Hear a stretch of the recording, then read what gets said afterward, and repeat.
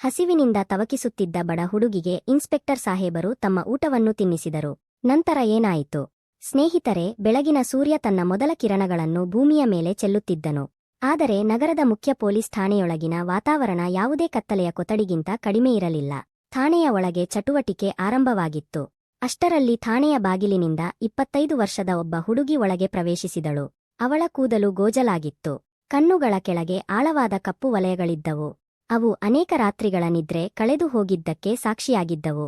ಅವಳ ಬಟ್ಟೆಗಳು ಮಲಿನವಾಗಿದ್ದವು ಮತ್ತು ಅವಳ ಕಣ್ಣುಗಳಲ್ಲಿ ವಿಚಿತ್ರವಾದ ಭಯ ಮತ್ತು ಅಸಹಾಯಕತೆ ತೇಲುತ್ತಿತ್ತು. ಅವಳ ಹೆಸರು ಪಲ್ಲವಿ. ಪಲ್ಲವಿ ನಡುಗುವ ಹೆಜ್ಜೆಗಳಿಂದ ಡ್ಯೂಟಿ ಅಧಿಕಾರಿಯ ಮೇಜಿನ ಬಳಿಗೆ ಬಂದಳು.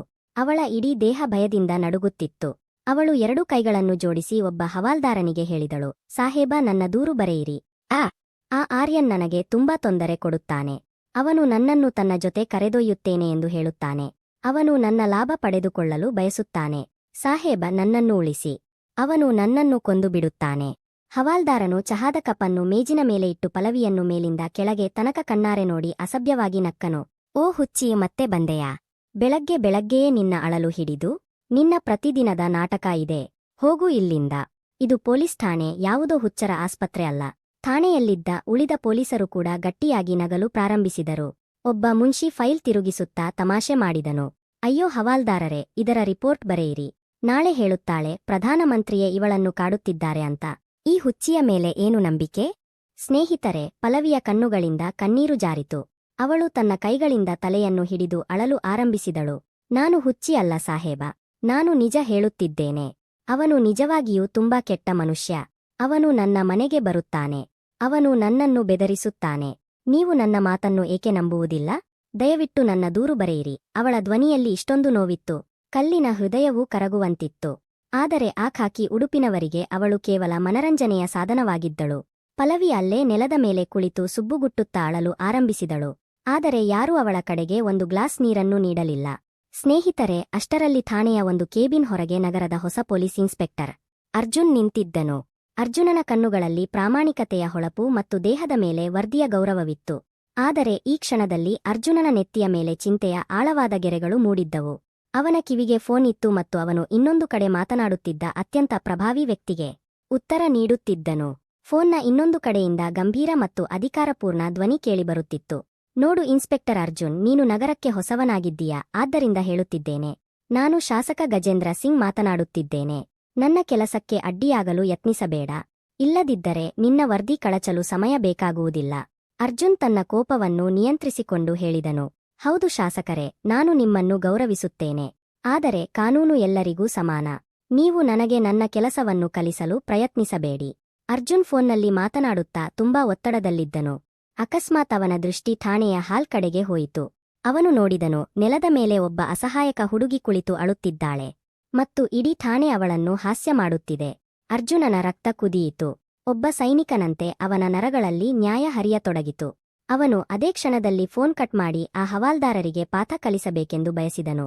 ಹೋಗಿ ಆ ಹುಡುಗಿಯ ಕಣ್ಣೀರನ್ನು ಒರೆಸಿ ಅವಳ ಕಷ್ಟವನ್ನು ಕೇಳಬೇಕೆಂದು ಬಯಸಿದನು. ಆದರೆ ಶಾಸಕರ ಒತ್ತಡ ಮತ್ತು ಪ್ರಕರಣದ ಸಂಕೀರ್ಣತೆ ತುಂಬಾ ಹೆಚ್ಚಾಗಿದ್ದರಿಂದ ಅರ್ಜುನ್ ಫೋನ್ನಲ್ಲಿ ಮಾತನಾಡುತ್ತಲೇ ಕೇಬಿನ್ ಒಳಗೆ ಹೋಗಬೇಕಾಯಿತು. ಅವನಿಗೆ ಪಲ್ಲವಿಯ ಬಳಿಗೆ ಹೋಗಲು ಆಗಲಿಲ್ಲ. ಅರ್ಜುನನ ಫೋನ್ ಮುಗಿದು ಅವನು ಹಾಲ್ಗೆ ಹೊರಬಂದಾಗ ಆ ವೇಳೆಗೆ ಹವಾಲ್ದಾರರು ಪಲ್ಲವಿಯನ್ನು ತಳ್ಳಿಹಾಕಿ ಠಾಣೆಯಿಂದ ಹೊರಗೆ ಹಾಕಿದ್ದರು. ಹಾಲ್ ಖಾಲಿಯಾಗಿತ್ತು. ಸ್ನೇಹಿತರೆ, ಮಧ್ಯಾಹ್ನದ 2 ಆಗಿತ್ತು. ಸೂರ್ಯ ಬೆಂಕಿ ಉಗುಳುತ್ತಿದ್ದನು ಮತ್ತು ರಸ್ತೆಗಳು ಕಾವಾಗಿದ್ದವು. ಊಟದ ಸಮಯವಾಗಿತ್ತು. ಇನ್ಸ್ಪೆಕ್ಟರ್ ಅರ್ಜುನ್ ತನ್ನ ಜೀಪಿನ ಕೀಲಿಯನ್ನು ತಿರುಗಿಸುತ್ತಾ ಠಾಣೆಯಿಂದ ಹೊರಬಂದನು. ಅವನು ಠಾಣೆಯ ಮೆಟ್ಟಿಲುಗಳನ್ನು ಇಳಿದು ಪಾರ್ಕಿಂಗ್ ಕಡೆಗೆ ಹೋಗುತ್ತಿದ್ದಂತೆಯೇ ಅವನ ಕಣ್ಣಿಗೆ ಠಾಣೆಯ ಗಡಿಗೋಡೆಯ ಬಳಿಯಿದ್ದ ಒಂದು ಮರದ ಕೆಳಗೆ ಒಂದು ದೃಶ್ಯ ಬಿತ್ತು. ಅಲ್ಲಿ ಉರಿಯುವ ಬಿಸಿಲಿನಲ್ಲಿ ಧೂಳು ಮತ್ತು ಮಣ್ಣಿನ ಮಧ್ಯೆ ಪಲ್ಲವಿ ಕುಗ್ಗಿಕೊಂಡು ಕುಳಿತಿದ್ದಳು. ಬಿಸಿ, ಹಸಿವು ಮತ್ತು ದಾಹದಿಂದ ಅವಳ ಸ್ಥಿತಿ ಹದಗೆಟ್ಟಿತ್ತು. ಅವಳ ತುಟಿಗಳು ಒಣಗಿ ಚಿರಕು ಬಿಟ್ಟಿದ್ದವು ಮತ್ತು ಅವಳ ಕಣ್ಣುಗಳು ಅರ್ಧ ಮುಚ್ಚಿಕೊಂಡಿದ್ದವು. ಅವಳು ಮತ್ತೆ ಮತ್ತೆ ತನ್ನ ಹೊಟ್ಟೆಯನ್ನು ಕೈಯಿಂದ ಒತ್ತುತ್ತಿದ್ದಳು. ಹಸಿವಿನಿಂದ ಅವಳ ಹೊಟ್ಟೆಯಲ್ಲಿ ಮುರಿ ಬರುತ್ತಿರುವಂತೆ ಕಾಣುತ್ತಿತ್ತು. ಸ್ನೇಹಿತರೆ, ಈ ದೃಶ್ಯವನ್ನು ನೋಡಿ ಅರ್ಜುನನ ಹೆಜ್ಜೆಗಳು ಅಲ್ಲೇ ನಿಂತವು. ಯಾರೋ ಅವನ ಹೃದಯವನ್ನು ಬಿಗಿಯಾಗಿ ಹಿಡಿದಂತೆ ಅನುಭವವಾಯಿತು. ಅರ್ಜುನ್ ತಕ್ಷಣ ತನ್ನ ವಾಹನದ ಕಡೆಗೆ ಹೋದನು. ತನ್ನ ವಾಹನದಿಂದ ತನ್ನ ಊಟದ ಡಬ್ಬಿ ಮತ್ತು ತಣ್ಣನೆಯ ನೀರಿನ ಬಾಟಲಿಯನ್ನು ತೆಗೆದುಕೊಂಡನು. ಅವನು ನಿಧಾನವಾಗಿ ಪಲ್ಲವಿಯ ಬಳಿಗೆ ಹೋದನು. ಕೇಳು, ಅರ್ಜುನ್ ತುಂಬಾ ಮೃದುವಾಗಿ ಮತ್ತು ಗೌರವದಿಂದ ಹೇಳಿದನು. ಪಲ್ಲವಿ ಭಯದಿಂದ ಮೇಲೆ ನೋಡಿದಳು. ಖಾಕಿ ಉಡುಪನ್ನು ನೋಡುತ್ತಿದ್ದಂತೆಯೇ ಅವಳು ಇನ್ನು ಹಿಂದೆ ಸರಿಯತೊಡಗಿದಳು. ನನ್ನನ್ನು ಹೊಡೆಯಬೇಡಿ ಸಾಹೇಬ. ನಾನು ಹೋಗುತ್ತಿದ್ದೇನೆ. ಇನ್ನು ಮುಂದೆ ದೂರು ಕೊಡಲ್ಲ. ಭಯಪಡಬೇಡ. ನಾನು ನಿನ್ನನ್ನು ಹೊಡೆಯಲು ಬಂದಿಲ್ಲ. ಅರ್ಜುನ್ ನೆಲದ ಮೇಲೆ ಮಂಡಿಯೂರಿ ತನ್ನ ಟಿಫಿನ್ ಅನ್ನು ಅವಳ ಮುಂದೆ ತೆರೆದನು. ಅದರೊಳಗಿಂದ ತಾಜಾ ರೊಟ್ಟಿಗಳು ಮತ್ತು ತರಕಾರಿಯ ಸುವಾಸನೆ ಬಂತು. ನೀನು ಬೆಳಿಗ್ಗೆಯಿಂದ ಏನೂ ತಿಂದಿಲ್ಲ ಅಲ್ಲವೇ? ಇದೋ ಊಟ ಮಾಡು ಮತ್ತು ಈ ನೀರು ಕುಡಿ. ಊಟವನ್ನು ನೋಡುತ್ತಿದ್ದಂತೆಯೇ ಪಲ್ಲವಿಯ ಹಸಿವು ತಾಳ್ಮೆಯ ಅಣೆಕಟ್ಟನ್ನು ಒಡೆದಿತು. ಅವಳು ನಡುಗುವ ಕೈಗಳಿಂದ ಒಂದು ರೊಟ್ಟಿಯ ತುಂಡನ್ನು ಎತ್ತಿಕೊಂಡು ಅನೇಕ ದಿನಗಳಿಂದ ಅನ್ನದ ಕಣವೇ ನೋಡದವಳಂತೆ ತಿನ್ನಲು ಆರಂಭಿಸಿದಳು. ಅರ್ಜುನ್ ಅವಳಿಗೆ ನೀರು ಕುಡಿಸುತ್ತಾ ತುಂಬಾ ಗಮನದಿಂದ ನೋಡುತ್ತಿದ್ದನು. ಅವನಿಗೆ ಅರ್ಥವಾಯಿತು, ಈ ಹುಡುಗಿ ಮಾನಸಿಕವಾಗಿ ಸಂಪೂರ್ಣ ಸ್ಥಿರವಾಗಿಲ್ಲ. ಈ ಜಗತ್ತಿನ ಈ ಗುಂಪಿನಲ್ಲಿ ಅವಳು ಸಂಪೂರ್ಣ ಒಂಟಿಯಾಗಿದ್ದಾಳೆ. ಅರ್ಜುನ್ ಯೋಚಿಸಲು ಆರಂಭಿಸಿದನು. ನಾನು ಇವಳನ್ನು ಈ ಸ್ಥಿತಿಯಲ್ಲಿ ರಸ್ತೆಯ ಮೇಲೆ ಬಿಟ್ಟು ಹೋದರೆ ಯಾವ ದುಷ್ಟನಾದರೂ ಈ ಅಸಹಾಯಕ ಹುಡುಗಿಯ ಲಾಭ ಪಡೆದುಕೊಳ್ಳಬಹುದು. ನಿನ್ನ ಮನೆ ಎಲ್ಲಿದೆ? ನಿನ್ನ ಮನೆಯಲ್ಲಿ ಯಾರು ಇದ್ದಾರೆ ಎಂದು ಅರ್ಜುನ್ ಕೇಳಿದನು. ಸ್ನೇಹಿತರೆ, ಪಲ್ಲವಿ ಶೂನ್ಯವನ್ನು ನೆಟ್ಟಗೆ ನೋಡುತ್ತಾ ಹೇಳಿದಳು. ಎಲ್ಲರೂ ಸತ್ತರು. ರಕ್ತವೇ ರಕ್ತ, ಎಲ್ಲರೂ ಸತ್ತರು. ಅವಳು ಮತ್ತೆ ನಡುಗಲು ಆರಂಭಿಸಿದಳು. ಸರಿ, ಶಾಂತವಾಗು. ಅರ್ಜುನ್ ಅವಳಿಗೆ ಆಸರೆ ನೀಡಿ ಎಬ್ಬಿಸಿದನು. ನನ್ನ ಜೊತೆ ಬಾ. ನೀನು ಇಲ್ಲಿ ರಸ್ತೆಯ ಮೇಲೆ ಸುರಕ್ಷಿತವಾಗಿಲ್ಲ. ಅರ್ಜುನ್ ಪಲ್ಲವಿಯನ್ನು ತನ್ನ ಜೀಪಿನಲ್ಲಿ ಕೂರಿಸಿಕೊಂಡು ನೇರವಾಗಿ ತನ್ನ ಮನೆಗೆ ಕರೆದೊಯ್ದನು. ಅರ್ಜುನನ ಮನೆ ತುಂಬಾ ಶಾಂತ ಮತ್ತು ಸಂಸ್ಕಾರಯುತವಾಗಿತ್ತು. ಬಾಗಿಲಲ್ಲಿ ಅವನ ತಾಯಿ ಸುಮಿತ್ರಾದೇವಿ ನಿಂತಿದ್ದರು. ಅವರು ತಮ್ಮ ಮಗನ ಜೊತೆ ಒಬ್ಬ ಅಪರಿಚಿತ ಮಲಿನ ಬಟ್ಟೆ ಧರಿಸಿದ ಭಯಗೊಂಡ ಹುಡುಗಿಯನ್ನು ನೋಡಿದಾಗ ಅವರು ಆಶ್ಚರ್ಯಗೊಂಡರು. ಅರ್ಜುನ್ ಮಗನೇ, ಇವಳು ಯಾರು? ಸುಮಿತ್ರಾದೇವಿಯವರು ಪಲ್ಲವಿಯ ತಲೆಯ ಮೇಲೆ ಪ್ರೀತಿಯಿಂದ ಕೈ ಸವರಿಸುತ್ತಾ ಕೇಳಿದರು. ತಾಯಿಯ ಸ್ಪರ್ಶ ಸಿಕ್ಕ ತಕ್ಷಣ ಪಲ್ಲವಿ ಅಕಸ್ಮಾತ್ ಶಾಂತಳಾದಳು. ಅಮ್ಮ, ಇವಳು ಯಾರು ಎಂಬುದು ನನಗೆ ಗೊತ್ತಿಲ್ಲ. ಇವಳನ್ನು ಠಾಣೆಯ ಹೊರಗೆ ಎಲ್ಲರೂ ಸಾಯಲು ಬಿಟ್ಟು ಹೋಗಿದ್ದರು. ಇವಳು ಹಸಿದಿದ್ದಳು ಮತ್ತು ಸುರಕ್ಷಿತವಾಗಿರಲಿಲ್ಲ. ಆದ್ದರಿಂದ ನಾನು ಇವಳನ್ನು ಇಲ್ಲಿ ಕರೆತಂದೆ ಎಂದು ಅರ್ಜುನ್ ಹೇಳಿದನು. ಸುಮಿತ್ರಾದೇವಿಯವರ ಕಣ್ಣುಗಳಲ್ಲಿ ಕಣ್ಣೀರು ತುಂಬಿತು. ಅವರು ಪಲ್ಲವಿಯನ್ನು ಅಪ್ಪಿಕೊಂಡು ಒಳಗೆ ಕರೆದುಕೊಂಡು ಹೋದರು. ಅವರು ಅವಳಿಗೆ ಸ್ನಾನ ಮಾಡಿಸಿ ಸ್ವಚ್ಛ ಬಟ್ಟೆಗಳನ್ನು ಹಾಕಿಸಿ ತಮ್ಮ ಕೊಠಡಿಯ ಹಾಸಿಗೆಯ ಮೇಲೆ ಮಲಗಿಸಿದರು. ದಣಿದಿದ್ದ ಪಲ್ಲವಿಗೆ ತಕ್ಷಣಗಾಲ ನಿದ್ರೆ ಬಂತು. ಸ್ನೇಹಿತರೆ, ಇನ್ನೊಂದು ಕಡೆ ಪಲ್ಲವಿಯ ಅತ್ಯಂತ ಆತ್ಮೀಯ ಸ್ನೇಹಿತೆ ನೆಹಾ ಗಾಬರಿಯಿಂದ ಪಲ್ಲವಿಯನ್ನು ಹುಡುಕುತ್ತಿದ್ದಳು. ನೆಹಾಗೆ ತಿಳಿದಿತ್ತು, ಪಲ್ಲವಿ ಯಾವಾಗಲೂ ಭಯಗೊಂಡಾಗ ನ್ಯಾಯ ಕೇಳಲು ನೇರವಾಗಿ ಪೊಲೀಸ್ ಠಾಣೆಗೆ ಓಡುತ್ತಾಳೆ ಎಂದು. ನೆಹಾ ಓಡುತ್ತಾ ಪೊಲೀಸ್ ಠಾಣೆಗೆ ತಲುಪಿದಳು. ಸಾಹೇಬ, ಇಲ್ಲಿ ಪಲ್ಲವಿ ಎಂಬ ಹುಡುಗಿ ಬಂದಿದ್ದಳಾ ಎಂದು ನೆಹಾ ಹವಾಲ್ದಾರನನ್ನು ಕೇಳಿದಳು. ಹವಾಲ್ದಾರನು ತಮಾಷೆ ಮಾಡುತ್ತಾ ಹೇಳಿದನು, ಆ ಹುಚ್ಚಿ ಹುಡುಗಿಯ ನಮ್ಮ ಹೊಸ ಇನ್ಸ್ಪೆಕ್ಟರ್ ಅರ್ಜುನ್ ಸಾಹೇಬರು ಏಕೆ ಗೊತ್ತಿಲ್ಲ. ಅವಳನ್ನು ತಮ್ಮ ಮನೆಗೆ ಕರೆದೊಯ್ದಿದ್ದಾರೆ. ನೆಹಾ ತಕ್ಷಣ ಅರ್ಜುನನ ಮನೆಯ ವಿಳಾಸ ಪಡೆದು ಅಲ್ಲಿಂದ ಹೊರಟಳು ಮತ್ತು ಸ್ವಲ್ಪ ಸಮಯದಲ್ಲೇ ಅರ್ಜುನನ ಮನೆಗೆ ತಲುಪಿದಳು. ಅರ್ಜುನ್ ಬಾಗಿಲು ತೆರೆದನು. ಹೌದು, ನೀವು ಯಾರು? ಸರ್, ನನ್ನ ಹೆಸರು ನೆಹಾ. ನಾನು ಪಲ್ಲವಿಯ ಸ್ನೇಹಿತೆ. ಠಾಣೆಯಿಂದ ತಿಳಿಯಿತು, ನೀವು ಅವಳನ್ನು ಇಲ್ಲಿ ಕರೆದೊಯ್ದಿದ್ದೀರಿ. ಸುಮಿತ್ರಾದೇವಿ ಮತ್ತು ಅರ್ಜುನ್ ನೆಹಾಳನ್ನು ಒಳಗಿನ ಹಾಲ್ಗೆ ಕರೆದುಕೊಂಡು ಹೋದರು. ಅರ್ಜುನ್ ಗಂಭೀರ ಧ್ವನಿಯಲ್ಲಿ ಕೇಳಿದನು, ನೆಹಾ, ನನಗೆ ನಿಜವಾಗಿ ಹೇಳು. ಕೊನೆಗೆ ಈ ಹುಡುಗಿಗೆ ಏನಾಯಿತು? ಇವಳು ಇಷ್ಟು ಭಯಗೊಂಡಿರುವುದೇಕೆ? ನೆಹಾಳ ಕಣ್ಣುಗಳಿಂದ ಕಣ್ಣೀರು ಜಾರಿತು. ಅವಳು ಆಳವಾಗಿ ಉಸಿರೆಳೆದು ಆ ರಹಸ್ಯವನ್ನು ಬಿಚ್ಚಿಟ್ಟಳು. ಅದು ಅರ್ಜುನನ ಆತ್ಮವನ್ನೇ ನಡುಗಿಸಿತು. ಸರ್, ನೀವು ಪಲ್ಲವಿಯನ್ನು ನೋಡಿ ಏನು ಯೋಚಿಸುತ್ತಿದ್ದೀರೋ ಅದು ನಿಜವಲ್ಲ. ಒಳಗೆ ಮಲಗಿರುವ ಆ ಹುಡುಗಿ ಕೇವಲ 2 ವರ್ಷಗಳ ಹಿಂದೆ ಈ ಇಡೀ ಜಿಲ್ಲೆಯ ಟಾಪರ್ ಆಗಿದ್ದಳು. ಜಿಲ್ಲೆಯ ಟಾಪರ್? ಅರ್ಜುನ್ ಆಶ್ಚರ್ಯಗೊಂಡನು. ಹಾಗಾದರೆ ಅವಳ ಸ್ಥಿತಿ ಹೀಗೆ ಹೇಗಾಯಿತು? ಇದೆಲ್ಲವೂ ಆ ಹೈವಾನ ಆರ್ಯನ್ನ ಕಾರಣದಿಂದಾಗಿದೆ ಸರ್. ಅವನು ಶಾಸಕ ಗಜೇಂದ್ರ ಸಿಂಗ್ ಅವರ ಮಗ. ನೇಹಾ ಅಳುತ್ತಾ ಹೇಳಿದಳು. ಆರ್ಯನ್ ಪಲ್ಲವಿಯ ಹಿಂದೆ ಬಿದ್ದಿದ್ದ. ಆದರೆ ಪಲ್ಲವಿ ಅವನನ್ನು ಎಂದಿಗೂ ಗಮನಿಸಲಿಲ್ಲ. ಇದರಿಂದ ಆರ್ಯನ್ನ ಅಹಂಕಾರಕ್ಕೆ ಗಾಯವಾಯಿತು ಮತ್ತು ಅವನು ಪಲ್ಲವಿಯ ಮನೆಗೆ ನೇರವಾಗಿ ಮದುವೆ ಸಂಬಂಧವನ್ನು ತೆಗೆದುಕೊಂಡು ಹೋದ. ಪಲ್ಲವಿಯ ಕುಟುಂಬ ಆ ಸಂಬಂಧವನ್ನು ತಿರಸ್ಕರಿಸಿತು ಮತ್ತು ಅವಳ ಸಹೋದರ ಆರ್ಯನ್ಗೆ ಒಂದು ಕಪಾಳಮೋಕ್ಷ ನೀಡಿ ಮನೆಯಿಂದ ಹೊರಹಾಕಿದ. ಹಾಲ್ನಲ್ಲಿ ಮೌನ ಆವರಿಸಿತು. ನೇಹಾ ಬಿಕ್ಕಳಿಸುತ್ತಾ ಮುಂದೆ ಹೇಳಿದಳು, ಸರ್, ಆರ್ಯನ್ಗೆ ಈ ಅವಮಾನವನ್ನು ಸಹಿಸಲಾಗಲಿಲ್ಲ. ಸೇಡು ತೀರಿಸಿಕೊಳ್ಳಲು ಅವನು ಒಂದು ಸಂಚು ರೂಪಿಸಿದನು ಮತ್ತು ಪಲ್ಲವಿಯ ತಂದೆ ತಾಯಿ ಹಾಗೂ ಏಕೈಕ ಸಹೋದರನನ್ನು ಅತಿ ವೇಗದಲ್ಲಿ ಬಂದ ಟ್ರಕ್ನಿಂದ ತುಳಿಸಿ ಕೊಲ್ಲಿಸಿದ. 3 ಸ್ಥಳದಲ್ಲೇ ಸಾವನ್ನಪ್ಪಿದರು. ಪಲ್ಲವಿ ಒಂದೇ ಸಮಯದಲ್ಲಿ ತನ್ನ ಇಡೀ ಕುಟುಂಬದ ಶವಗಳನ್ನು ನೋಡಿದಾಗ ಆ ಆಘಾತವನ್ನು ತಡೆಯಲಾಗದೆ ಅವಳ ಮಾನಸಿಕ ಸಮತೋಲನ ಹಾಳಾಯಿತು. ಶಾಸಕನ ಒತ್ತಡದಲ್ಲಿ ಪೊಲೀಸರು ಅದನ್ನು ಕೇವಲ ಅಪಘಾತವೆಂದು ಪರಿಗಣಿಸಿ ಕೇಸ್ ಮುಚ್ಚಿಬಿಟ್ಟರು. ನೇಹಾ ಅರ್ಜುನನ ಮುಂದೆ ಕೈಮುಗಿದಳು. ಪಲ್ಲವಿ ಹುಚ್ಚಿಯಲ್ಲ ಸರ್, ಅವಳು ಒಡೆದು ಹೋಗಿದ್ದಾಳೆ. ಈಗ ಆರ್ಯನ್ ಅದನ್ನೇ ದುರುಪಯೋಗಪಡಿಸಿಕೊಳ್ಳುತ್ತಿದ್ದಾನೆ. ಪಲ್ಲವಿ ತನ್ನ ಮಾತನ್ನು ಕೇಳದಿದ್ದರೆ ಅವಳನ್ನು ಕೊಲ್ಲುತ್ತೇನೆ ಎಂದು ಬೆದರಿಸುತ್ತಾನೆ. ಪಲ್ಲವಿಯ ದೂರನ್ನು ಯಾರೂ ದಾಖಲಿಸಿಕೊಳ್ಳುವುದಿಲ್ಲ. ಸುಮಿತ್ರಾದೇವಿ ಅಳುತ್ತಾ ಅರ್ಜುನನ ಬಳಿಗೆ ಬಂದರು. ಅವರ ಕಣ್ಣುಗಳಲ್ಲಿ ಒಬ್ಬ ತಾಯಿಯ ಕೋಪ ಹೊತ್ತಿ ಉರಿಯುತ್ತಿತ್ತು. ಅರ್ಜುನ, ಇಂದು ಈ ಮನೆಗೆ ತನ್ನೆಲ್ಲವನ್ನೂ ಕಳೆದುಕೊಂಡ ಒಬ್ಬ ಮಗಳು ಬಂದಿದ್ದಾಳೆ. ನಿನ್ನ ಈ ಸಮವಸ್ತ್ರದ ಆಣೆ ಮಾಡಿಸುತ್ತೇನೆ. ಆ ಕ್ರೂರನಿಗೆ ಅವನು ಮಾಡಿದ ಕೃತ್ಯಕ್ಕೆ ಅವನ ಆತ್ಮವೇ ನಡುಗುವಂತೆ ಶಿಕ್ಷೆ ಕೊಡು. ಅರ್ಜುನ ತನ್ನ ಜಾಗದಿಂದ ಎದ್ದನು. ಅವನ ಮುಷ್ಟಿಗಳು ಬಿಗಿಯಾಗಿದ್ದವು ಮತ್ತು ಕಣ್ಣುಗಳಲ್ಲಿ ಭಯಾನಕ ಕೋಪದ ಜ್ವಾಲೆ ಹೊತ್ತಿ ಉರಿಯುತ್ತಿತ್ತು. ಬೆಳಿಗ್ಗೆ ಫೋನ್ನಲ್ಲಿ ತನ್ನನ್ನು ಬೆದರಿಸಿದ್ದ ಶಾಸಕ ಗಜೇಂದ್ರ ಸಿಂಗ್ ಬೇರೆ ಯಾರೂ ಅಲ್ಲ, ಅದೇ ಆರ್ಯನ್ನ ತಂದೆಯೆಂದು ಅವನಿಗೆ ಈಗ ಅರ್ಥವಾಗಿತ್ತು. ಅಮ್ಮ, ನಾನು ಶಪಥ ಮಾಡುತ್ತೇನೆ. ಅರ್ಜುನನ ಧ್ವನಿಯಲ್ಲಿ ಸಿಂಹದ ಗರ್ಜನೆಯಿತ್ತು. ಪಲ್ಲವಿ ತನ್ನ ಕುಟುಂಬದ ರಕ್ತವನ್ನು ಕಂಡಿದ್ದಾಳೆ. ಆದರೆ ಈಗ ಈ ನಗರ ಆರ್ಯನ್ನ ನಾಶವನ್ನು ನೋಡಲಿದೆ. ಆರ್ಯನ್ ಪಲ್ಲವಿಯ ದುರ್ಬಲತೆಯನ್ನು ಬಳಸಿಕೊಂಡಿದ್ದಾನೆ ಅಲ್ಲವೇ? ಈಗ ಅವನು ನಾನು ಹಾಕಿದ ಬಲೆಗೆ ಹೀಗೆ ಸಿಕ್ಕಿಕೊಳ್ಳುತ್ತಾನೆ. ಅವನ ಶಾಸಕ ತಂದೆಯೂ ಅವನನ್ನು ಉಳಿಸಲಾಗುವುದಿಲ್ಲ. ಕೊಠಡಿಯೊಳಗೆ ಮಲಗಿದ್ದ ಪಲ್ಲವಿಯ ಕಣ್ಣಿನಿಂದ ಒಂದು ಕಣ್ಣೀರು ಜಾರಿ ತಲೆಯಾಣೆಯ ಮೇಲೆ ಬಿತ್ತು. ಒಡೆದ ಅವಳ ಹೃದಯಕ್ಕೆ ಮೊದಲ ಬಾರಿಗೆ ಯಾರೋ ನ್ಯಾಯದ ಭರವಸೆ ನೀಡಿದಂತೆ. ಸ್ನೇಹಿತರೆ, ಮರುದಿನ ಬೆಳಿಗ್ಗೆ ಅರ್ಜುನ ತನ್ನ ಸಮವಸ್ತ್ರವನ್ನು ಅಲಮಾರಿಯಲ್ಲಿ ಇಟ್ಟು ಸಾಮಾನ್ಯ ಬಟ್ಟೆಗಳನ್ನು ಧರಿಸಿದ.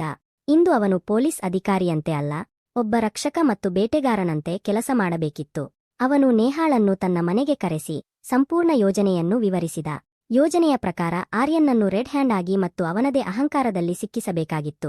ಅರ್ಜುನ ಪಲ್ಲವಿ ಮತ್ತು ನೇಹಾಳನ್ನು ಕರೆದುಕೊಂಡು ಒಮ್ಮೆ ಪಲ್ಲವಿಯ ನಗುವಿನಿಂದ ತುಂಬಿದ್ದ ಕುಟುಂಬ ವಾಸಿಸುತ್ತಿದ್ದ ಆ ಹಳೆಯ ನಿರ್ಜನ ಮನೆಗೆ ಹೊರಟನು. ಮನೆಯ ಬಾಗಿಲಿನ ಬಳಿ ತಲುಪುತ್ತಿದ್ದಂತೆ ಪಲ್ಲವಿಯ ಹೆಜ್ಜೆಗಳು ನಿಂತವು. ಧೂಳಿನಿಂದ ಆವೃತವಾಗಿದ್ದ ಆ ಬಾಗಿಲನ್ನು ನೋಡುತ್ತಿದ್ದಂತೆ ಅವಳ ಕಣ್ಣೆದುರು ತಂದೆ, ತಾಯಿ ಮತ್ತು ಸಹೋದರನ ನಗುವಿನ ಮುಖಗಳು ತೇಲಿ ಬಂದವು. ಅವಳು ನಡುಗಲಾರಂಭಿಸಿದಳು ಮತ್ತು ಹಿಂದಕ್ಕೆ ಸರಿಯಲು ಯತ್ನಿಸಿದಳು. ಅರ್ಜುನ ತುಂಬಾ ಪ್ರೀತಿಯಿಂದ ಪಲ್ಲವಿಯ ಭುಜದ ಮೇಲೆ ಕೈಯಿಟ್ಟನು. ಪಲ್ಲವಿ, ಈ ಬಾಗಿಲಿನ ಆಚೆ ನಿನ್ನ ಬಹಳಷ್ಟು ನೋವಿನ ನೆನಪುಗಳಿವೆ ಎಂಬುದು ನನಗೆ ತಿಳಿದಿದೆ. ಆದರೆ ಇಂದು ನೀನು ಹಿಂದೆ ಸರಿದರೆ ಆ ಕ್ರೂರನೇ ಗೆಲ್ಲುತ್ತಾನೆ. ಇಂದು ನಿನ್ನ ಕಣ್ಣೀರನ್ನು ದುರ್ಬಲತೆಯಾಗಿ ಅಲ್ಲ, ನಿನ್ನ ಶಕ್ತಿಯಾಗಿ ಮಾಡಿಕೊಳ್ಳಬೇಕು. ನಾನು ನಿನ್ನ ಜೊತೆಯಲ್ಲಿದ್ದೇನೆ, ನೆರಳಿನಂತೆ. ಅವನು ನಿನ್ನ ಒಂದು ಕೂದಲನ್ನು ಕದೆಯಲು ಸಾಧ್ಯವಿಲ್ಲ. ಇದು ನನ್ನ ಮಾತು. ಸ್ನೇಹಿತರೆ, ಅರ್ಜುನನ ಈ ಮಾತುಗಳು ಮತ್ತು ಅವನ ಕಣ್ಣುಗಳಲ್ಲಿ ಕಾಣುತ್ತಿದ್ದ ನಂಬಿಕೆ ಪಲ್ಲವಿಯೊಳಗೆ ಒಂದು ವಿಚಿತ್ರ ಧೈರ್ಯವನ್ನು ತುಂಬಿತು. ಅವಳು ತನ್ನ ಕಣ್ಣೀರನ್ನು ಒರೆಸಿಕೊಂಡು ಮನೆಯೊಳಗೆ ಕಾಲಿಟ್ಟಳು. ಅರ್ಜುನ ಸಮಯ ವ್ಯರ್ಥ ಮಾಡದೆ ಮನೆಯ ಪ್ರತಿಯೊಂದು ಕೊಠಡಿ, ಹಾಲ್ ಮತ್ತು ವಿಶೇಷವಾಗಿ ಪಲ್ಲವಿ ಕುಳಿತುಕೊಳ್ಳಬೇಕಿದ್ದ ಜಾಗದಲ್ಲಿ ಅನೇಕ ಗುಪ್ತ ಕ್ಯಾಮೆರಾಗಳು ಮತ್ತು ಸಣ್ಣ ಮೈಕ್ರೋಫೋನ್ಗಳನ್ನು ಅಳವಡಿಸಿದ. ಪ್ರತಿಯೊಂದು ಕ್ಯಾಮೆರಾವು ಅರ್ಜುನನ ಫೋನ್ ಮತ್ತು ಪೊಲೀಸ್ ಠಾಣೆಯ ಒಂದು ಸರ್ವರ್ಗೆ ಸಂಪರ್ಕಗೊಂಡಿತ್ತು. ಸೆಟಪ್ ಪೂರ್ಣಗೊಂಡ ನಂತರ ಅರ್ಜುನ ಒಂದು ಕತ್ತಲೆಯ ಕೊಠಡಿಯಲ್ಲಿ ಅಡಗಿಕೊಂಡನು. ನೇಹಾ ಉದ್ದೇಶಪೂರ್ವಕವಾಗಿ ಆರ್ಯನ್ನ ಗುಂಡಾಗಳು ಆಗಾಗ ಕುಳಿತುಕೊಳ್ಳುತ್ತಿದ್ದ ಚಹಾ ಅಂಗಡಿಯ ಬಳಿ ಹೋಗಿ ಅಲ್ಲಿದ್ದ ಇನ್ನೊಬ್ಬ ಹುಡುಗಿಯೊಂದಿಗೆ ಜೋರಾಗಿ ಮಾತನಾಡುತ್ತಾ, ಅಯ್ಯೋ ಗೊತ್ತಾ, ಪಲ್ಲವಿ ಮತ್ತೆ ತನ್ನ ಹಳೆಯ ಮನೆಗೆ ಬಂದಿದ್ದಾಳೆ. ಅವಳು ಅಲ್ಲಿ ಸಂಪೂರ್ಣ ಒಬ್ಬಳೇ ಇದ್ದಾಳೆ. ತುಂಬಾ ಹೆದರಿದಂತೆ ಕಾಣಿಸುತ್ತಿದ್ದಳು ಎಂದಳು. ಈ ಸುದ್ದಿ ಬೆಂಕಿಯಂತೆ ಆರ್ಯನ್ನ ಗುಂಡಾಗಳಿಗೆ ತಲುಪಿತು. ಅವರು ತಕ್ಷಣವೇ ತಮ್ಮ ಬಾಸ್ ಆರ್ಯನ್ಗೆ ಫೋನ್ ಮಾಡಿದರು. ರಾತ್ರಿ ದಟ್ಟ ಕತ್ತಲೆ ಆವರಿಸಿತ್ತು. ಪಲ್ಲವಿಯ ಹಳೆಯ ಮನೆಯಲ್ಲಿ ಹಳದಿ ಬಣ್ಣದ ಒಂದು ಬಲ್ಬ್ ಮಾತ್ರ ಹೊತ್ತಿ ಉರಿಯುತ್ತಿತ್ತು. ಪಲ್ಲವಿ ಹಾಲ್ನಲ್ಲಿ ಹಳೆಯ ಕುರ್ಚಿಯ ಮೇಲೆ ಕುಗ್ಗಿಕೊಂಡು ಕುಳಿತಿದ್ದಳು. ಅವಳ ಹೃದಯ ಜೋರಾಗಿ ಬಡಿಯುತ್ತಿತ್ತು. ಆಗ ಹೊರಗೆ ಒಂದು ದುಬಾರಿ ಎಸ್ಯುವಿ ಕಾರಿನ ಬ್ರೇಕ್ ಹಾಕಿದ ಶಬ್ದ ಕೇಳಿಸಿತು. ದಡಾಂ! ಒಂದು ಭಾರೀ ಒದ್ದೆಯ ಹೊಡೆತಕ್ಕೆ ಮನೆಯ ಹಳೆಯ ಮರದ ಬಾಗಿಲು ಮುರಿದು ನೆಲಕ್ಕೆ ಬಿತ್ತು. ಬಾಗಿಲಲ್ಲಿ ಆರ್ಯನ್ ನಿಂತಿದ್ದ. ಅವನ ಕಣ್ಣುಗಳಲ್ಲಿ ವಿಕೃತ ಕಾಮ ಮತ್ತು ಮುಖದಲ್ಲಿ ದೆವ್ವದಂತಹ ಅಹಂಕಾರ ತುಂಬಿತ್ತು. ಅವನು ಕುಡಿದಿದ್ದನು. ಅವನ ಗುಂಡಾಗಳು ಹೊರಗೆ ನಿಂತರು. ಆರ್ಯನ್ ನಗುತ್ತಾ ಒಳಗೆ ಬಂದನು. ಎಲ್ಲಿ ಅಡಗಿಕೊಂಡಿದ್ದಾಳೆ ನನ್ನ ರಾಣಿ ಎಂದು ಅವನು ಜೋರಾಗಿ ಕೂಗಿದ. ಅವನ ದೃಷ್ಟಿ ಪಲ್ಲವಿಯ ಮೇಲೆ ಬಿತ್ತು. ಅವನು ಭಯಾನಕವಾಗಿ ನಗುತ್ತಾ ಅವಳ ಬಳಿಗೆ ಹೋದನು. ಪಲ್ಲವಿ ಭಯದಿಂದ ನಡುಗುತ್ತಿದ್ದಳು. ಆದರೆ ಅವಳಿಗೆ ಅರ್ಜುನನ ಮಾತು ನೆನಪಿತ್ತು. ಆದ್ದರಿಂದ ಅವಳು ತನ್ನ ಜಾಗದಿಂದ ಅಲುಗಲಿಲ್ಲ. ಏನು ಅಂದುಕೊಂಡಿದ್ದೆ? ನನ್ನಿಂದ ತಪ್ಪಿಸಿಕೊಳ್ಳುತ್ತೀಯಾ ಎಂದು ಆರ್ಯನ್ ಒಂದು ಕುರ್ಚಿಗೆ ಒದ್ದು ಹೇಳಿದ. ಎಷ್ಟು ದಿನಗಳಿಂದ ನಿನ್ನನ್ನು ಹುಡುಕುತ್ತಿದ್ದೇನೆ. ಇಂದು ನೀನು ನನ್ನ ಮುಂದೆ ಇದ್ದೀಯಲ್ಲ. ನೋಡು ಪಲ್ಲವಿ, ಇಂದು ಪ್ರೀತಿಯಿಂದ ಹೇಳುತ್ತಿದ್ದೇನೆ, ನನ್ನ ಜೊತೆ ಬಾ. ಪಲ್ಲವಿ ಧೈರ್ಯ ಮಾಡಿಕೊಂಡು ಹೇಳಿದಳು. ನನ್ನಿಂದ ದೂರ ಇರು. ನೀನು ಕೊಲೆಗಾರ. ನೀನೇ ನನ್ನ ಕುಟುಂಬವನ್ನು ಕೊಂದಿದ್ದೀಯಾ. ಇದನ್ನು ಕೇಳುತ್ತಿದ್ದಂತೆ ಆರ್ಯನ್ನ ಅಹಂಕಾರ 7ನೇ ಆಕಾಶಕ್ಕೆ ತಲುಪಿತು. ಅವನು ಗಟ್ಟಿಯಾಗಿ ನಗತೊಡಗಿದ. ಹೌದು, ನಿನ್ನ ತಂದೆಯನ್ನು ಕೊಲ್ಲಿಸಿದ್ದೇ ನಾನು. ನಿನ್ನ ತಾಯಿಯನ್ನು, ಆ ಗರ್ವಿಷ್ಠ ಅಣ್ಣನನ್ನು ಕೊಲ್ಲಿಸಿದ್ದೇ ನಾನು. ನಿನ್ನ ಅಣ್ಣ ಒಬ್ಬ ಶಾಸಕನ ಮಗನಾದ ನನಗೆ ಕಪಾಳಮೋಕ್ಷ ಮಾಡಿದ್ದ. ನಾನು ನನ್ನ ಗುಂಡಾಗಳಿಗೆ ಹೇಳಿ ಅಂತಹ ಟ್ರಕ್ ಹತ್ತಿಸಿದೆ. 3 ಶವಗಳು ಗುರುತಿಸಲಾಗದಂತಾಗಿದ್ದವು. ಆರ್ಯನ್ ಪಲ್ಲವಿಯ ಇನ್ನೂ ಹತ್ತಿರ ಬಂದು ಗುರುಗುಟ್ಟುತ್ತಾ ಹೇಳಿದ, ಇಡೀ ನಗರಕ್ಕೆ ನೀನು ಹುಚ್ಚಿಯಂತೆ ಕಾಣುತ್ತೀಯ. ಆದರೆ ನಿನ್ನನ್ನು ಹುಚ್ಚಿಯನ್ನಾಗಿ ಮಾಡಿದವನು ಯಾರು? ನಾನೇ. ನಿನ್ನನ್ನು ರಕ್ತದ ಕಣ್ಣೀರು ಅಳಿಸಿದ್ದೆ ನಾನು. ಪಲ್ಲವಿ, ಇಂದು ಶಾಂತವಾಗಿ ನನ್ನ ಜೊತೆ ಬಾ. ಇಲ್ಲದಿದ್ದರೆ ನಿನ್ನ ಕುಟುಂಬಕ್ಕೆ ಮಾಡಿದದ್ದನ್ನೇ ನಿನಗೂ ಮಾಡುತ್ತೇನೆ. ಮತ್ತೊಂದು ಯಾವ ಪೊಲೀಸ್ನೂ ನಿನಗೆ ಏನೂ ಮಾಡಲಾರ. ಏಕೆಂದರೆ ನನ್ನ ತಂದೆ ಶಾಸಕ ಗಜೇಂದ್ರ ಸಿಂಗ್ ಆರ್ಯನ್ಗೆ ತನ್ನ ಈ ಸಂಪೂರ್ಣ ಭಯಾನಕ ಸತ್ಯ, ಅವನ ತಪ್ಪೊಪ್ಪಿಗೆ ಮನೆಯ ಪ್ರತಿಯೊಂದು ಮೂಲೆಯಲ್ಲಿದ್ದ ಕ್ಯಾಮೆರಾಗಳಲ್ಲಿ ದಾಖಲಾಗುತ್ತಿತ್ತು ಎಂಬುದರ ಸಣ್ಣ ಸುಳಿವೂ ಇರಲಿಲ್ಲ. ಆರ್ಯನ್ ಪಲ್ಲವಿಯ ಕೈ ಹಿಡಿಯಲು ಕೈ ಚಾಚಿದ ಕ್ಷಣದಲ್ಲೇ ಕತ್ತಲೆಯ ಕೊಠಡಿಯಿಂದ ಹೊರಬಂದ. ಒಂದು ಭಾರೀ ಬೂಟ್ ಅವನ ಎದೆಯ ಮೇಲೆ ಬಿದ್ದಿತು. ಆ ಒದ್ದು ಎಷ್ಟು ಪ್ರಬಲವಾಗಿತ್ತೆಂದರೆ ಆರ್ಯನ್ ಗಾಳಿಯಲ್ಲಿ ಹಾರಿ ನೇರವಾಗಿ ಹಳೆಯ ಗಾಜಿನ ಮೇಜಿನ ಮೇಲೆ ಬಿದ್ದನು. ಗಾಜು ಚೂರುಚೂರಾಯಿತು. ಆರ್ಯನ್ ನೋವಿನಿಂದ ನರಳುತ್ತಾ ಎದ್ದನು. ಅವನ್ ಮುಂದೆ ಅರ್ಜುನ ನಿಂತಿದ್ದ. ಅವನ ಕಣ್ಣುಗಳು ಕೋಪದಿಂದ ಕೆಂಪಾಗಿದ್ದವು ಮತ್ತು ತೋಳಿನ ನರಗಳು ತೂಗುತ್ತಿದ್ದವು. ನೀನು ಯಾರು? ನನ್ನ ಮಧ್ಯೆ ಬರಲು ನಿನಗೆ ಹೇಗೆ ಧೈರ್ಯವಾಯಿತು ಎಂದು ಆರ್ಯನ್ ಕಿರುಚಿದ. ಅವಳನ್ನು ಹುಚ್ಚಿ ಅಂದುಕೊಂಡಿದ್ದೀಯಲ್ಲ ಎಂದು ಅರ್ಜುನ ಭಾರವಾದ ಹೆಜ್ಜೆಗಳಿಂದ ಅವನತ್ತ ನಡೆಯುತ್ತಾ ಹೇಳಿದ. ಈಗ ಒಬ್ಬ ಪೊಲೀಸ್ನ ಹುಚ್ಚುತನ ಹೇಗಿರುತ್ತದೆ ನೋಡಿ. ಸ್ನೇಹಿತರೆ, ಅರ್ಜುನ ಆರ್ಯನ್ನ ಕಾಲರ್ ಹಿಡಿದು ಅವನನ್ನು ಗಾಳಿಯಲ್ಲಿ ಎತ್ತಿದ. ನಿನ್ನ ತಂದೆ ಶಾಸಕನಲ್ಲವಾ? ಇಂದು ನಿನ್ನ ತಂದೆಯು ನಿನ್ನನ್ನು ನನ್ನ ಕೈಯಿಂದ ರಕ್ಷಿಸಲು ಸಾಧ್ಯವಿಲ್ಲ. ಅರ್ಜುನ ಒಂದರ ಹಿಂದೆ ಒಂದರಂತೆ ಆರ್ಯನ್ನ ಮುಖಕ್ಕೆ ಗುಟುಕುಗಳನ್ನು ಹೊಡೆದನು. ಕೆಲವೇ ಕ್ಷಣಗಳಲ್ಲಿ ಆರ್ಯನ್ನ ನಶೆ ಮತ್ತು ಅಹಂಕಾರ ನೆಲಕ್ಕುರುಳಿತು. ಅವನ ತುಟಿ ಒಡೆದು ಮೂಗಿನಿಂದ ರಕ್ತ ಹರಿಯತೊಡಗಿತು. ಹೊರಗೆ ನಿಂತಿದ್ದ ಗುಂಡಾಗಳು ಒಳಗೆ ಬರಲು ಯತ್ನಿಸಿದಾಗ ಅರ್ಜುನ ತನ್ನ ಸರ್ವಿಸ್ ರಿವಾಲ್ವರ್ ಹೊರತೆಗೆದು ಅವರ ಕಾಲುಗಳ ಬಳಿ ನೇರವಾಗಿ ಗುಂಡು ಹಾರಿಸಿದ. ಗುಂಡಾಗಳು ಪ್ರಾಣ ಉಳಿಸಿಕೊಳ್ಳಲು ಅಲ್ಲಿಂದ ಓಡಿಹೋದರು. ಅರ್ಜುನ ಆರ್ಯನ್ನನ್ನು ಕಾಲರ್ ಹಿಡಿದು ಎಳೆದುಕೊಂಡು ಮನೆಯಿಂದ ಹೊರಗೆ ತಂದು ತನ್ನ ಜೀಪಿನ ಹಿಂದೆ ಕಟ್ಟಿ ನೇರವಾಗಿ ಪೊಲೀಸ್ ಠಾಣೆಗೆ ಕರೆದುಕೊಂಡು ಹೋದನು. ಸ್ನೇಹಿತರೆ, ಕೆಲವೇ ನಿಮಿಷಗಳಲ್ಲಿ ಪೊಲೀಸ್ ಠಾಣೆಯ ದೃಶ್ಯವೇ ಬದಲಾಯಿತು. ಸುದ್ದಿ ಬೆಂಕಿಯಂತೆ ಹಬ್ಬಿತು. ಆರ್ಯನ್ನ ತಂದೆ ಶಾಸಕ ಗಜೇಂದ್ರ ಸಿಂಗ್ ತನ್ನ ವಾಹನಗಳ ದಂಡು, ಗುಂಡಾಗಳು ಮತ್ತು ನಗರದ ಅತ್ಯಂತ ದೊಡ್ಡ ವಕೀಲರೊಂದಿಗೆ ಪೊಲೀಸ್ ಠಾಣೆಗೆ ಬಂದನು. ಜೊತೆಗೆ ನಗರದ ಎಲ್ಲಾ ಮಾಧ್ಯಮ ಮತ್ತು ಸುದ್ದಿ ವಾಹಿನಿಗಳವರು ಅಲ್ಲಿಗೆ ಆಗಮಿಸಿದರು. ಶಾಸಕ ಗಜೇಂದ್ರ ಸಿಂಗ್ ಠಾಣೆಗೆ ಕಾಲಿಟ್ಟ ತಕ್ಷಣ ಅರ್ಜುನನ ಮೇಲೆ ಕೂಗತೊಡಗಿದ. ಇನ್ಸ್ಪೆಕ್ಟರ್ ಅರ್ಜುನ, ನನ್ನ ಮಗನ ಮೇಲೆ ಕಾಯಿ ಎತ್ತಲು ನಿನಗೆ ಹೇಗೆ ಧೈರ್ಯವಾಯಿತು? ಈ ಕ್ಷಣವೇ ನಿನ್ನನ್ನು ಅಮಾನತುಗೊಳಿಸುತ್ತೇನೆ. ಒಬ್ಬ ಹುಚ್ಚಿ ಹುಡುಗಿಯ ಮಾತು ಕೇಳಿ ನನ್ನ ಮಗನನ್ನು ಬಂಧಿಸಿದ್ದೀಯಾ? ಅರ್ಜುನ ಸಂಪೂರ್ಣ ಶಾಂತವಾಗಿ ನಿಂತಿದ್ದನು. ಅವನು ಸಣ್ಣ ನಗೆಯೊಂದಿಗೆ ಶಾಸಕನತ್ತ ನೋಡಿ ಹೇಳಿದ, ಶಾಸಕರೇ, ನೀವು ಮೊದಲು ಸ್ವತಃ ಜೈಲಿಗೆ ಹೋಗುವುದನ್ನು ತಪ್ಪಿಸಿಕೊಂಡರೆ ಮಾತ್ರ ನನ್ನನ್ನು ಅಮಾನತುಗೊಳಿಸಲು ಸಾಧ್ಯ. ಸ್ನೇಹಿತರೆ, ಅರ್ಜುನ ತನ್ನ ಲ್ಯಾಪ್ಟಾಪ್ ತೆಗೆದು ಅದನ್ನು ಠಾಣೆಯ ದೊಡ್ಡ ಟಿವಿ ಪರದೆಗೆ ಸಂಪರ್ಕಿಸಿದ. ನೀವು ಪಲ್ಲವಿ ಹುಚ್ಚಿ ಎಂದಿದ್ದೀರಲ್ಲ, ಹಾಗಾದರೆ ಈ ವಿಡಿಯೋ ನೋಡಿ. ನಗರದ ಜನರು ನೋಡಲಿ ನಿಜವಾದ ಹುಚ್ಚುತನ ಹೇಗಿರುತ್ತದೆ. ಅರ್ಜುನ ಎಂಟರ್ ಬಟನ್ ಒತ್ತಿದನು. ಟಿವಿ ಪರದೆಯ ಮೇಲೆ ಆರ್ಯನ್ನ ವಿಡಿಯೋ ಓಡತೊಡಗಿತು. ಹೌದು, ನಿನ್ನ ತಂದೆಯನ್ನು ಕೊಲ್ಲಿಸಿದ್ದೆ ನಾನು. ನನ್ನ ಗುಂಡಾಗಳಿಗೆ ಹೇಳಿ ಅಂತಹ ಟ್ರಕ್ ಹತ್ತಿಸಿದೆ. 3 ಶವಗಳು ಗುರುತಿಸಲಾಗದಂತಾಗಿದ್ದವು. ಯಾವ ಪೊಲೀಸ್ನೂ ನಿನಗೆ ಏನು ಮಾಡಲಾರ. ಆರ್ಯನ್ನ ಧ್ವನಿ ಇಡೀ ಪೊಲೀಸ್ ಠಾಣೆಯಲ್ಲಿ ಮೊಳಗಿತು. ವಿಡಿಯೋದಲ್ಲಿ ಅವನು ಹೇಗೆ ಒಬ್ಬ ಅಸಹಾಯಕ ಹುಡುಗಿಯನ್ನು ಬೆದರಿಸುತ್ತಿದ್ದ ಮತ್ತು ಹೇಗೆ ಕೊಲೆಯನ್ನು ಒಪ್ಪಿಕೊಳ್ಳುತ್ತಿದ್ದ ಎಂಬುದು ಸ್ಪಷ್ಟವಾಗಿ ಕಾಣುತ್ತಿತ್ತು. ಸ್ನೇಹಿತರೇ, ಠಾಣೆಯಲ್ಲಿ ಇದ್ದ ಪ್ರತಿಯೊಬ್ಬ ಪೊಲೀಸ್ ಅಧಿಕಾರಿಯೂ, ಮಾಧ್ಯಮದವರು ಮತ್ತು ಹೊರಗೆ ನಿಂತಿದ್ದ ಜನರ ಮೈ ರೋಮಾಂಚನಗೊಂಡಿತು. ಬೆಳಿಗ್ಗೆ ಪಲ್ಲವಿಯನ್ನು ಹಾಸ್ಯ ಮಾಡುತ್ತಿದ್ದ ಹವಾಲ್ದಾರರು ನಾಚಿಕೆಯಿಂದ ತಲೆ ತಗ್ಗಿಸಿದರು. ಎಲ್ಲರಿಗೂ ತಿಳಿಯಿತು, ಪಲ್ಲವಿ ಹುಚ್ಚಳಲ್ಲ, ಬದಲಾಗಿ ಅವಳು ಒಂದು ಭೀಕರ ಸಂಚಿನ ಬಲಿಯಾಗಿದ್ದಳು. ಒಬ್ಬ ಟಾಪರ್ ಹುಡುಗಿಯನ್ನು ಈ ಕ್ರೂರಿ ಜೀವಂತ ಶವವನ್ನಾಗಿ ಮಾಡಿದ್ದನು. ಶಾಸಕ ಗಜೇಂದ್ರ ಸಿಂಗ್ ಅವರ ಕಾಲಡಿ ನೆಲವೇ ಜಾರಿದಂತಾಯಿತು. ಅವರ ಅಹಂಕಾರ, ಅವರ ಅಧಿಕಾರ ಎಲ್ಲವೂ ಆ ಒಂದೇ ವಿಡಿಯೋ ಮುಂದೆ ಬೂದಿಯಾಯಿತು. ಮಾಧ್ಯಮದ ಕ್ಯಾಮೆರಾಗಳು ಶಾಸಕರನ್ನು ಸುತ್ತುವರಿದವು. ಸ್ನೇಹಿತರೆ, ನಗರದ ಎಸ್ಪಿ ರಾಥೋರ್ ಕೂಡಲೇ ಠಾಣೆಗೆ ಬಂದರು. ಅವರು ಅರ್ಜುನನ ಬೆನ್ನು ತಟ್ಟಿ ಆರ್ಯನ್ನ ಕಾಲರ್ ಹಿಡಿದು ಹೇಳಿದರು, ಇವನನ್ನು ತ್ರಿವಳಿ ಕೊಲೆ ಮತ್ತು ಅಪಹರಣಕ್ಕೆ ಯತ್ನಿಸಿದ ಆರೋಪದಡಿ ಒಳಗೆ ಹಾಕಿ. ಮತ್ತು ಶಾಸಕ ಸಾರ್, ನೀವು ಕೂಡ ಸಿದ್ಧರಾಗಿರಿ, ಏಕೆಂದರೆ ಈ ಸಂಚನ್ನು ಮರೆಮಾಚಿದ ಅಪರಾಧದಲ್ಲಿ ಮುಂದಿನ ಸರದಿ ನಿಮ್ಮದು. ಆರ್ಯನ್ ಅಳುತ್ತಾ ಬೇಡಿಕೊಳ್ಳುತ್ತಾ ಇದ್ದರು. ಅವನನ್ನು ಎಳೆದುಕೊಂಡು ಹೋಗಿ ಕಂಬಿಗಳ ಹಿಂದೆ ಹಾಕಲಾಯಿತು. ಅರ್ಜುನನ ಹಿಂದೆ ನಿಂತು ಇದನ್ನೆಲ್ಲ ನೋಡುತ್ತಿದ್ದ ಪಲ್ಲವಿಯ ಕಣ್ಣುಗಳಿಂದ ಧಾರಾಕಾರವಾಗಿ ಕಣ್ಣೀರು ಹರಿಯತೊಡಗಿತು. ಆದರೆ ಆ ಕಣ್ಣೀರು ಅಸಹಾಯಕತೆಯದ್ದಲ್ಲ, ನೆಮ್ಮದಿಯದ್ದಾಗಿತ್ತು. ಅವಳಿಗೆ ನ್ಯಾಯ ಸಿಕ್ಕಿತ್ತು. ಸ್ನೇಹಿತರೆ, 5 ವರ್ಷಗಳ ನಂತರ ಕಾಲ ಯಾರಿಗಾಗಿ ನಿಲ್ಲುವುದಿಲ್ಲ. ಆದರೆ ಒಳ್ಳೆಯವರ ಸಂಗತಿ ಅದೃಷ್ಟದ ರೇಖೆಗಳನ್ನೇ ಬದಲಾಯಿಸುತ್ತದೆ. ಈ 5 ವರ್ಷಗಳಲ್ಲಿ ಪಲ್ಲವಿಯ ಜೀವನ ಸಂಪೂರ್ಣವಾಗಿ ಬದಲಾಗಿತ್ತು. ಅರ್ಜುನ ಮತ್ತು ಅವರ ತಾಯಿ ಸುಮಿತ್ರಾ ದೇವಿಯ ಪ್ರೀತಿಯು ಪಲ್ಲವಿಯ ಮನದ ಎಲ್ಲಾ ಗಾಯಗಳನ್ನು ಗುಣಪಡಿಸಿತ್ತು. ಸುಮಿತ್ರಾ ದೇವಿಯವರು ಅವಳನ್ನು ತಮ್ಮ ಮಗಳೆಂದು ಒಪ್ಪಿಕೊಂಡರು. ಅರ್ಜುನನ ಮಾತಿನಂತೆ ಪಲ್ಲವಿ ಮತ್ತೆ ತನ್ನ ಓದನ್ನು ಆರಂಭಿಸಿದಳು. ತನ್ನ ಪರಿಶ್ರಮ ಮತ್ತು ಜಿಲ್ಲೆಯ ಟಾಪರ್ ಆಗಿದ್ದ ಹಿಂದಿನ ಉತ್ಸಾಹದೊಂದಿಗೆ ಪಲ್ಲವಿ ನಾಗರಿಕ ಸೇವೆಗಳ ಪರೀಕ್ಷೆಗೆ ತಯಾರಿ ನಡೆಸಿ ಅದರಲ್ಲಿ ಯಶಸ್ಸು ಗಳಿಸಿದಳು. ಸ್ನೇಹಿತರೆ, ಇಂದು ನಗರದ ಅತಿ ದೊಡ್ಡ ಪೊಲೀಸ್ ಆಡಿಟೋರಿಯಂನಲ್ಲಿ ಒಂದು ಭವ್ಯ ಕಾರ್ಯಕ್ರಮ ನಡೆಯುತ್ತಿತ್ತು. ಆಡಿಟೋರಿಯಂ ಪೊಲೀಸ್ ಅಧಿಕಾರಿಗಳು, ನಗರದ ಗಣ್ಯರು ಮತ್ತು ಮಾಧ್ಯಮದವರಿಂದ ಕಿಕ್ಕಿರಿದು ತುಂಬಿತ್ತು. ಎಲ್ಲೆಡೆ ಚಪ್ಪಾಳೆಗಳ ಮೊಳಗು ಕೇಳಿಬರುತ್ತಿತ್ತು. ವೇದಿಕೆಯ ಮೇಲೆ ಒಬ್ಬ ಹೊಸ ಚುರುಕಾದ ಮತ್ತು ದಿಟ್ಟ ಪೊಲೀಸ್ ಅಧಿಕಾರಿ ನಿಂತಿದ್ದಳು. ಅವಳ ಭುಜಗಳ ಮೇಲೆ ಅಶೋಕ ಚಿಹ್ನೆ ಮಿನುಗುತ್ತಿತ್ತು ಮತ್ತು ಅವಳು ಹೆಮ್ಮೆಯಿಂದ ಐಪಿಎಸ್ನ ಖಾಕಿ ಸಮವಸ್ತ್ರ ಧರಿಸಿದ್ದಳು. ಅವಳು ಬೇರೆ ಯಾರೂ ಅಲ್ಲ, ಐಪಿಎಸ್ ಪಲ್ಲವಿ. ಇಂದು ಪಲ್ಲವಿಯ ಮುಖದಲ್ಲಿ ಯಾವುದೇ ಅಪರಾಧಿಯನ್ನು ಭಯಪಡಿಸುವಂತಹ ಒಂದು ಪ್ರಭೆ ಇತ್ತು. ಅವಳು ವೇದಿಕೆಯ ಪೊಡಿಯಂ ಬಳಿ ಬಂದು ಮೈಕ್ ಹಿಡಿದಳು. ಆಡಿಟೋರಿಯಂನಲ್ಲಿ ಕ್ಷಣಾರ್ಧದಲ್ಲಿ ಮೌನ ಆವರಿಸಿತು. ಸ್ನೇಹಿತರೆ, ಎದುರಿನ ಮೊದಲ ಸಾಲಿನಲ್ಲಿ ಸುಮಿತ್ರಾ ದೇವಿಯವರು ಕುಳಿತಿದ್ದರು. ಅವರ ಕಣ್ಣುಗಳು ಹೆಮ್ಮೆಯಿಂದ ತೇವಗೊಂಡಿದ್ದವು. ಅವರ ಪಕ್ಕದಲ್ಲೇ ಅರ್ಜುನ ಕುಳಿತಿದ್ದನು. ಆದರೆ ಇಂದು ಅರ್ಜುನನ ಮಡಿಲಿನಲ್ಲಿ 3 ವರ್ಷದ ಮುದ್ದಾದ ಮಗು ಇತ್ತು. ಅದು ಅರ್ಜುನನ ಸಮವಸ್ತ್ರದ ಪದಕಗಳೊಂದಿಗೆ ಆಟವಾಡುತ್ತಿತ್ತು.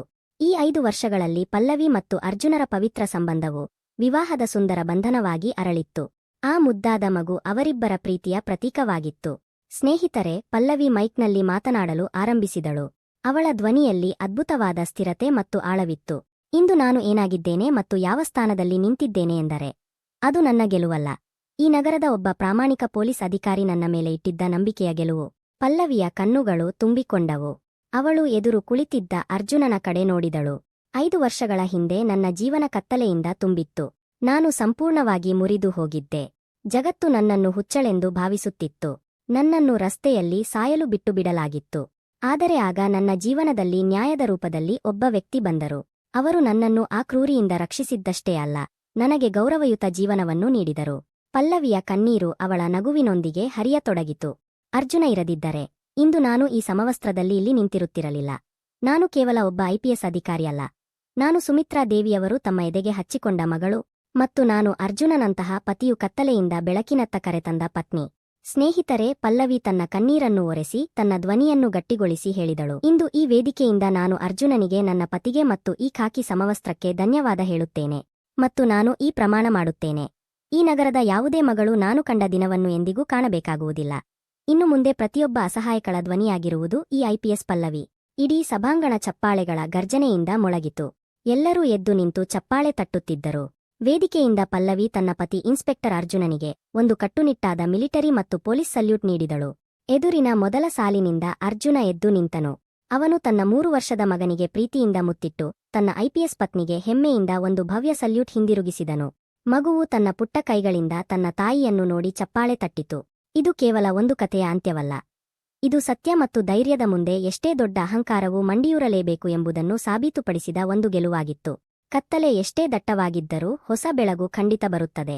ಸ್ನೇಹಿತರೆ, ಇನ್ಸ್ಪೆಕ್ಟರ್ ಅರ್ಜುನ ಮತ್ತು ಐಪಿಎಸ್ ಪಲ್ಲವಿಯ ಈ ಕಣ್ಣೀರು ತರಿಸುವ ನ್ಯಾಯದ ಕತೆ ನಿಮ್ಮ ಹೃದಯವನ್ನು ಖಂಡಿತ ಮುಟ್ಟಿರುತ್ತದೆ ಎಂದು ನಾನು ಆಶಿಸುತ್ತೇನೆ. ಈ ಕತೆ ನಮಗೆ ಕಲಿಸುವುದು ಏನೆಂದರೆ, ಕತ್ತಲೆ ಎಷ್ಟೇ ದಟ್ಟವಾಗಿದ್ದರೂ ಹೊಸ ಬೆಳಗು ಖಂಡಿತ ಬರುತ್ತದೆ. ಇನ್ಸ್ಪೆಕ್ಟರ್ ಅರ್ಜುನನ ಜ್ವಾಲೆ ಮತ್ತು ಪಲ್ಲವಿಯ ಧೈರ್ಯ ನಿಮಗೆ ಇಷ್ಟವಾಗಿದ್ದರೆ ಈ ವಿಡಿಯೋಗೆ ಒಂದು ಲೈಕ್ ಮಾಡಿ. ಕಾಮೆಂಟ್ ಬಾಕ್ಸ್ನಲ್ಲಿ ಈ ಕಥೆಯ ಯಾವ ದೃಶ್ಯ ನಿಮಗೆ ಹೆಚ್ಚು ಇಷ್ಟವಾಯಿತು ಎಂದು ತಪ್ಪದೇ ಬರೆಯಿರಿ. ಮತ್ತು ಹೌದು ಸ್ನೇಹಿತರೆ, ಇಂತಹ ಮನಮುಟ್ಟುವ ಸಸ್ಪೆನ್ಸ್ ಮತ್ತು ಶಕ್ತಿಯುತ ಕಥೆಗಳಿಗಾಗಿ ನಿಮ್ಮದೇ ಚಾನೆಲ್ ಬಿಎಸ್ ಸ್ಟೋರಿ ಹಬ್ ಅನ್ನು ಈಗಲೇ ಸಬ್ಸ್ಕ್ರೈಬ್ ಮಾಡಿ. ಜೊತೆಗೆ ಬೆಲ್ ಐಕಾನ್ ಒತ್ತುವುದನ್ನು ಮರೆಯಬೇಡಿ. ನಮ್ಮ ಮುಂದಿನ ಅದ್ಭುತ ಕತೆ ಮೊದಲು ನಿಮ್ಮವರೆಗೆ ತಲುಪಲು ನಿಮ್ಮ ಆರೋಗ್ಯದ ಕಡೆ ಗಮನವಿರಲಿ. ಶೀಘ್ರದಲ್ಲೇ ಮತ್ತೊಂದು ಹೊಸ ಕಥೆಯೊಂದಿಗೆ ಮತ್ತೆ ಭೇಟಿಯಾಗೋಣ. ಧನ್ಯವಾದಗಳು.